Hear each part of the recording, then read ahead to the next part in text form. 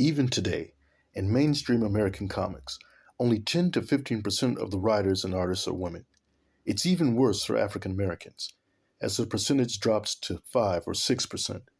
And for African American women, the numbers are even lower. Jackie Orms grew up in a time when there were none. And that's something she was determined to change. Jackie Orms is known as the first African American female cartoonist. She's the creator of the comic strips Torchy Brown and Patty Jo and Ginger. Jackie Orms was born Zelda Maven Jackson on August 1st, 1911, in Pittsburgh, Pennsylvania, to parents William Winfield Jackson and Mary Brown Jackson. Her father, William, was the owner of a printing company and a movie theater. He was killed in a car accident in 1917. This resulted in the then 6-year-old Jackie and her older sister Dolores being placed in the care of their aunt and uncle for a brief period. Eventually, Jackie's mother remarried, and the family relocated to the nearby town of Monongalia, where she graduated from high school in 1930. Orms drew and wrote stories throughout high school. She was the arts editor from 1929 to 1930 for her school's yearbook. This is where her earliest efforts as a cartoonist can be seen in the caricatures of her school's students and teachers. It was during this period that she wrote a letter to the editor of the Pittsburgh Courier, a weekly African American newspaper. The then editor, Robert Van, wrote back. This correspondence led to her first writing gig, covering a boxing match. Her coverage of subsequent matches led to her becoming a huge fan of the sport.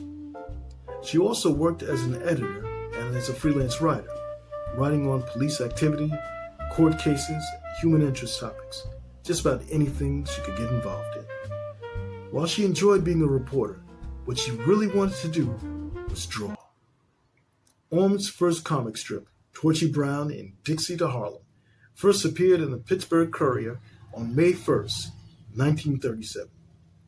Since the Courier had 14 city editions, she was read pretty much from coast to coast.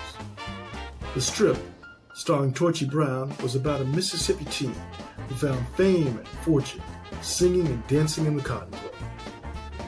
Torchy's journey from Mississippi to New York mirrored the journey of many African Americans during the Great Migration. Through Torchy Brown, Orms became the first African American woman to produce a nationally appearing comic strip. Orms moved to Chicago in 1942. She soon began writing occasional articles and briefly a social column for the Chicago Defender, one of the nation's leading black newspapers.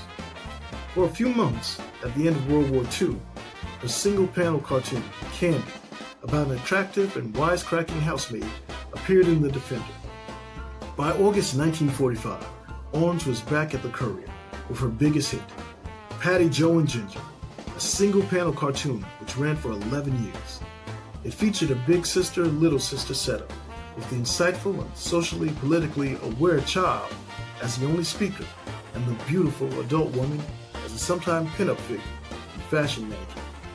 Orms contracted with the Terry Lee Doll Company in 1947 to produce a doll based on her cartoon character. The Patty Jo doll was on shelves in time for Christmas and was the first American black doll to have an extensive upscale wardrobe. The dolls were popular with both black and white children. In December 1949, however, Orms' contract with the Terry Lee Company was not renewed, and production ended, which made the Patty Jo dolls scarce and very valuable today. Starting August 19, 1950, the Courier began 8-page color comics inserts, where Orms reinvented her Torchy character in a new comic strip, Torchy in the Heartbeats. This Torchy was a beautiful, independent woman who finds adventure while seeking true love. The strip is probably best known for its last installment, on September 18, 1954, when Torchy and her doctor boyfriend confront racism and environmental pollution at the same time. Orms used Torchy in Heartbeats as a sounding board for several big issues of the time. In a 1985 interview for the Chicago Reader, Orms said she was anti-war. Quote, "I was anti-everything that's smelly." Torchy presented an image of a black woman that was in contrast to the stereotypes of the time. In an interview, Orms said, "I have never liked dreamy little women. I can't hold their own. Orms tackled social and political issues, everything from race to sex to environmental pollution. Every aspect of her life, the cartoonist was involved in humanitarian causes. Her passion for left-wing ideologies after World War II eventually led to an investigation by the FBI. Orms' creations not only defied expectations for Black women, but gave her readership strong models for what the next powerful generation could become.